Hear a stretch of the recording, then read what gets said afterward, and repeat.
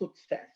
So the first thing is the that there was something that happened to me when I first got into certain hegemonic spaces of art production, such as biennials and things like this, was I faced a wall, very strong wall, which is the class gap between my history, the history of my family, the place where I come from, and the world I was getting in.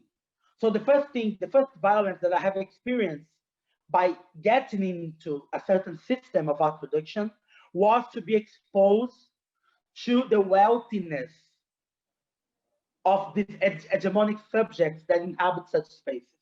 So the wealthiness of my colleagues and certain projects I started to make here in Europe. So I migrated through art as an artist. And this migration as an artist made me, created the necessity for me to deal with two opposite experiences. One is the experience of the museum, the art space, the art discussion, where I could speak and be respected, and people would say, "Oh, you make part of it. You now are part of it." And the reality I was needing to deal as a migrant with, like, not much money, being part but not being paid to be part properly.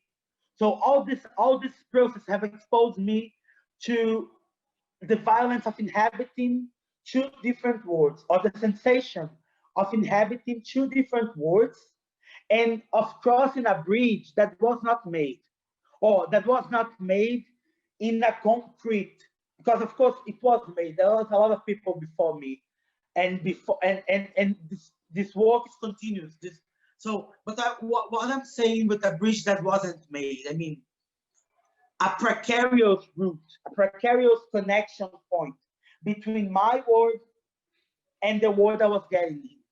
And this precarious connection point was precisely my position, my now valued or becoming valuable condition of a queer person of color, a queer migrant of color. So I got in a moment in which the art world, by listening to the demands made by the Black artists, the trans artists, and activists that came before me, I got in an art world that had decided that they needed me, that they needed not me, Jota, but they needed what I somehow could represent. They need to have Black bodies in the room speaking, so they could, like, portray to the world the idea that the art world they were doing were not the art world of before, were not racist, white supremacists, which is all lies. Even with us inside, it's still white supremacy. It's still cisgender fundamentalism. It's still like a system of oppression, even when we get in. And that's a very complicated thing to say. And that relates with that I was with this, the paradox of Black success. Because how can I be a successful bishop of color if bishops of color are dying in Brazil right now, all the time? How can be my success as this category be parallel to the continuation of annihilation of these categories that they are, like, demanding me to represent here? How can I represent here? How can I represent something that is simultaneously successful and annihilated, successful and killed? How could I? So that is like the first mode of the mode of how the problem of success is presented to me, how the problem of success is presented to me. And the first thing it generates is guilty. And now it's super personal. The first thing it has generated in me was guilty. The guilty of being of having access. The guilty of having access in a world that denies access to those who look like me, who inhabit similar positions, or who are related to the communities I'm trying to nurture with my practice. So that was the first, and of course, this guilt is a trap. Is a trap we cannot afford. I could not afford being guilty, because what it would make of me, it would make of me someone that is there and tries to not to be there as a form of like dealing with guilt. I could not do that. I could not being there. First, because I had access, and this is something. And second, because once I had access, I had our work to do. I had something to do with that. So,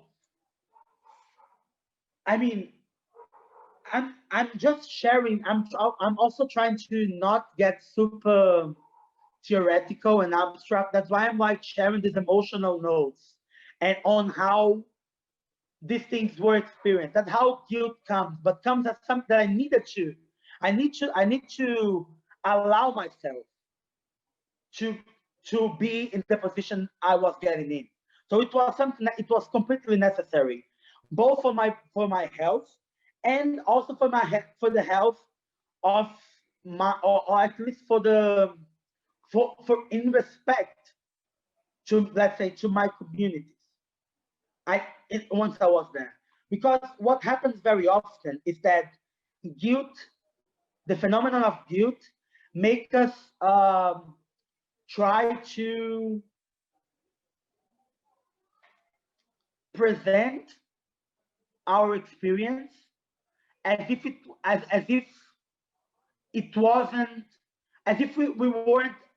At least that's what I felt. Sometimes my guilt made me feel that I would not be able to assume the position I was in terms of like acknowledging the power I was accessing. Because of course we come from a background of I don't want to say powerlessness, but of precarity, of the difficulty to access power and infrastructure.